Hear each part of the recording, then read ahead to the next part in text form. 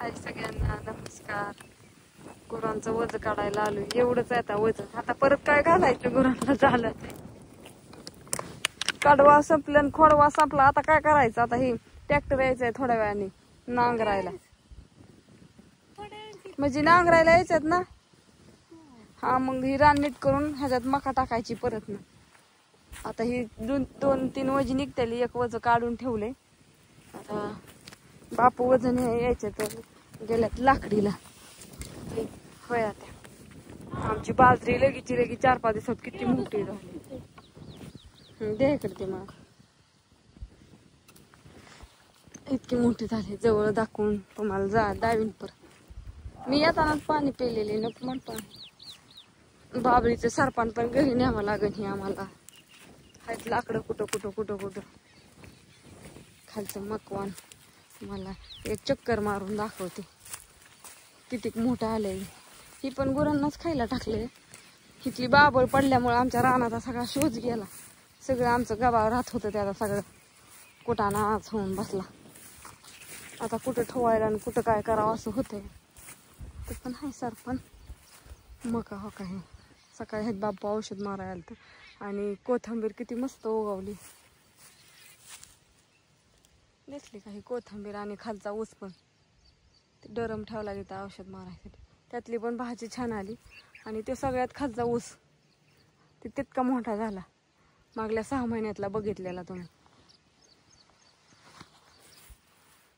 आपल्याकडे शेतात टाकायला पण एकदम असं मस्त औषध आहे आयुर्वेदिक. छान रिझल्ट पण खूप चांगला आहे. आम्ही त्या ऊसाला 30 टाकलं होतं खालच्या. आणि इथल्या लागणीला पण टाकलं. त्यामुळं लागण एकदम 1-2 महिन्यात बकाबकाच मोठी होती. आमचा खालचा ऊस आता जवळजवळ 8 कांड्यांवरती आहे. दाखवला असता जाऊन पण आता लय लांब जावं लागेल. ऊस खालचा दाखवला असता जाऊन पण लय लांब आहे. आता नको जायला. कशाला उगच पाय दुखवाय कशाला दाखवा म्हणलं. जाता तिकडून आता चालत जायची. वजी काढायची सरपण न्यायचे. त्याच्यामुळे सरपणाचं सगळं साहित्य आणलंय. मग परत 2 दिवस फिरकायलाच नको. ऊन पडतंय कसलं चकाट मध्ये. सांडगं घालायचं तर आम्हाला ऑर्डरी पटापटा वाळलं तेवढं संपत्यात. वाळलं की सगळं संपून गेले. त्याच्यामुळं ऑर्डरी टाकलेल्यांच्या आलं का. हां आता नुसतं सांडगच घालणार नाही मी ना. आता काय नाही. आता आम्हाला दुसरं काम नाही काय.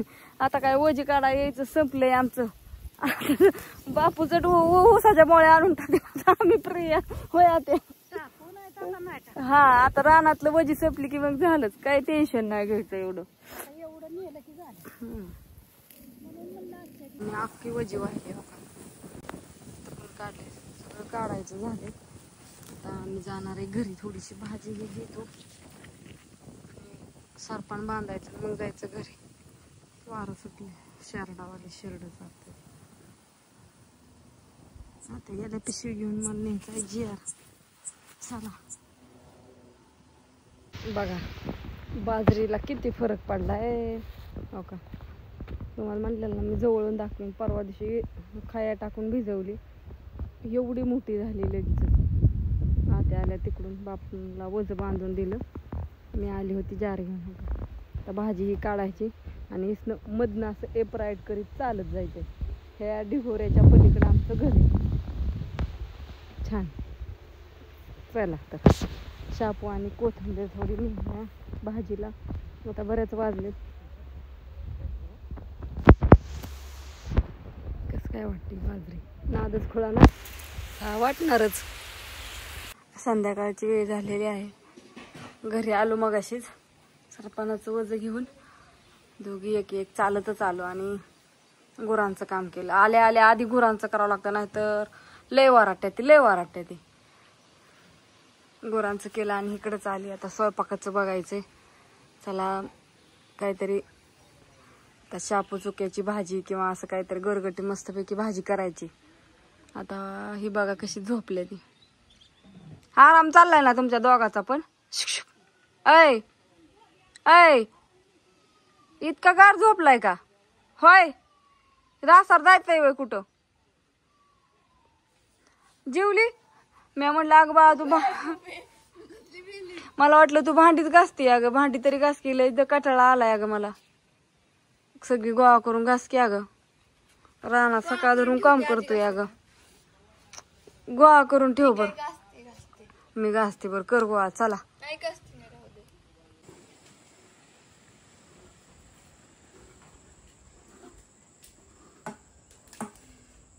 काय हट्टाय हे वय हं? ते चालले भाजी हटायचं. भांडी घासून ठेवली. एवढी भांडी साचली होती. काय सगळी सासवून ठेवली ना का आता घासली. सगळं काम आवरलं. चला म्हणलं एक व्हिडिओ काढा. कढई तापायला गेलं. तेल तापायला घातलंय. दिसलं तुम्हाला मस्तपैकी. आणि बघा कसं गरकटा चाललाय. शेपू चुक्याची भाजी बाळा. शापू चुका गरगट्टी भाजी. हो का दिसते तुम्हाला. आता लसणाचा तडका द्यायचा मस्त पैकी. गरगटी भाजी त्याच्यात टाकली मटकी नाही मुगाची डाळ त्याला काय आणि थोडी कोथिंबीर चुका आणि शापू 3 मिक्स केल्यात. आणि आता ह्याला बघा कसं तडका द्यायचं चाललंय. कोथिंबीर बी टाकायची भरपूर फुलं आलेली. आणि कोथिंबीर ही सगळं टाकले व्यवस्थित. हा नाद खुळा. कस काय चाललंय एकच नंबर. कस काय फोडणी या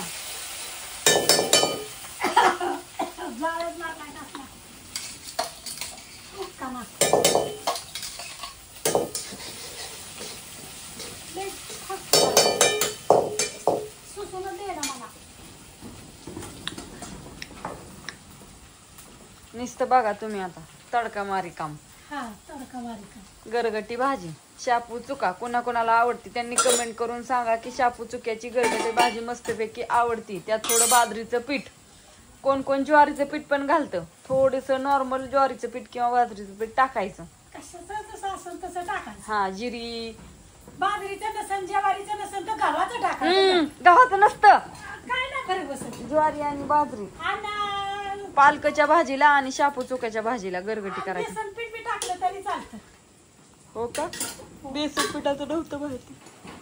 बेसन पीठ टाका ज्वारीचं टाका गव्हाचं टाका बाजरीचं टाका. टाकायचं त्याचं टाका.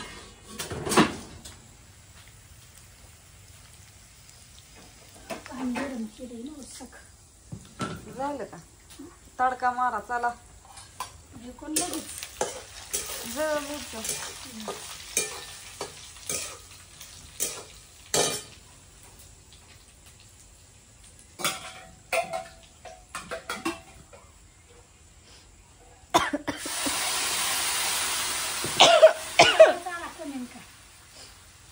मस्की तडका बसला ना. तर अशी मस्तपैकी चुलीवरची शापू चुका गरगटी भाजी खायला या सगळ्यांनी. छान छान. कुणाकुणाला आवडती होय त्या कवा खायचं त्यांना जवळ आहे का. आणि कोणकोणतं म्हटलं पार्सलनी भाजी पाठवता का. आता भाजीचा चुरा व्हायचा. आज काढली तर सकाळपर्यंत भाजी पार ही होत. 2-3 दिवस पार्सल मध्ये पाठवायचे म्हणल्यावर तर त्याचं पाणीच व्हायचं. काय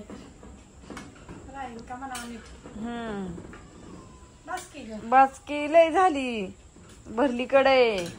चला आता कसं आता भाकरी करायच्या. केले ती आपल्या बापू साहेबाला लय काम असत. बापू कुठे गेलं मग होत. हो काय झालं त्या वासराची येसन तुटली होती. तिला येसन ववली आणि ती सोडवाय वाटतंय का तू खवळून नको. माझ्या तोंडाची दिवस मावळला यायचा तेवढं खवळून नको. लय पण तिकीट कशाला त्या.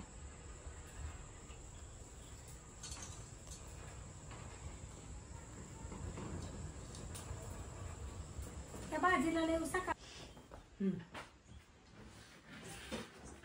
कसलं काय लिहिते गणित. आजी तुला हाक मारत होते. गणित असली उठ तुझा अभ्यास दाखव. चल असली म्हणजे पडवेशी उठ लवकर. हसू नको. अभ्यासावर ध्यान दे. एवढंच वर्ष 10वीचे लय नको बाळा टाकत वागत जाऊ. ती फोन द्या इकडे. चला हा पटकेने उठून 2 मिनिटं नाही 3 मिनिटं नाही लगेच अभ्यासाला बसायचं नाही तर कामाला लागायचं. सिरियस डाऊट आली. भांडणं खेळ नका ना, मी काठीच काढीन बाहेरची. पाटकीने कुठं दप्तर तुझं? हा उरक मग दे ठेवून ती. बरं असू दे. बाय सगळ्यांना. Good night. शुभरात्री.